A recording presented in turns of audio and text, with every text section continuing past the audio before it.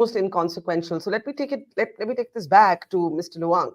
Mr. Luang, you see the order as a mere technicality. You see, as a lawyer, you were always aware that the court was not going to provide this pathway to tribal status. But do you see this as one step in conflict resolution, or do you see it as irrelevant entirely?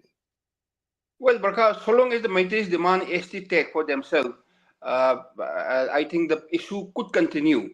It's about, as Rami said, that there cannot be any stoppage on our the Meiteis demand for ST.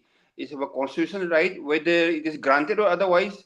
It's a complete and absolute, executive prerogative. This is one issue which will be there for some time. And but as I said, this I don't think was the reason for the present crisis. The reasons are varied. Rami has mentioned it, and other speakers also have mentioned it, and I agree with them. This will continue, and I don't think it's even one step forward. That taking out that particular paragraph from the March 27 order, I don't think so. The solution, according to me, lies in dispelling some of the misconceptions which our Kuki brothers have, like say Hmm. the separate administration demand.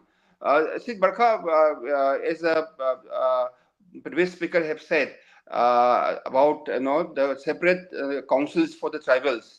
See, big misconception in amongst the Kuki community is that they already have a separate administration. They have an autonomous council in hills, not only for the Nagas but also for the Kukis. Under the sixth schedule of the Indian Constitution, they Hmm. can make laws, they can set up schools, they can regulate themselves, the rivers, streams. They can collect taxes. They can even impose fines, taxes, and collect money to. They have a separate account for themselves. There is a separate fund created for the council. So this is one misconception which needs to be dispelled, and they need to understand that they already have a separate administration under the Indian Constitution, and what they are demanding now is a little different from what the Constitution contemplates. Basically, it's not a demand for separate administration, it's a demand for a separate state or a separate union territory, which could be a problem in conflict So, resolution. basically, we are stuck then at we're back to square one, Dr. Tombing. We've heard a very clear perspective that the Meitei community will not give up its political right to demand tribal status. How might do you think the Kuki community respond to this order? Obviously, they would support it. It's Kuki groups that went to the Supreme Court against the earlier order of the Manipur High Court. But do you also believe it will make no real difference on the ground,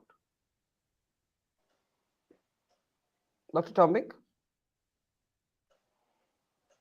Dr. Tombing, please. Yeah, go ahead. Yeah, yeah, I have my reservations for varied reasons. And one thing I found quite illustrative was what Colonel Sabes said. A child who Hmm. was 5 years old, who will be 25 years of like 20 odd years or 10 odd years and all that.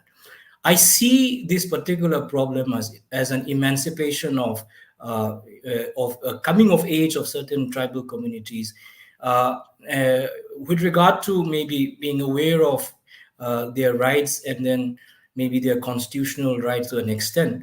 But it might have been nuanced because the growth of legal system and legal accountability has been very far fetched in this region, and that kind of a gap of legal science and then the growth of legal accountability might have in one way created an idea of demographic immunity to legal accountability, and therefore there is a huge gap between what a tribe person would perceive as accountability and what actually is the law. So even if you imagine that there is a demographic immunity, technically the law is there, but then it is not felt. And what I see now is that what Advocate Luang has said, the insecurity part. In fact, maybe the idea of republic in the context of the majority will have their way, but the minority will have their say. This is starkly missing in this Manipur context, because we briefly mentioned the Naga concern also. We briefly mentioned the Kukis concern as well. Now, what is happening is it's a demand from the three communities, which are which is an exclusive demand, an isolated demand, an abstracted demand.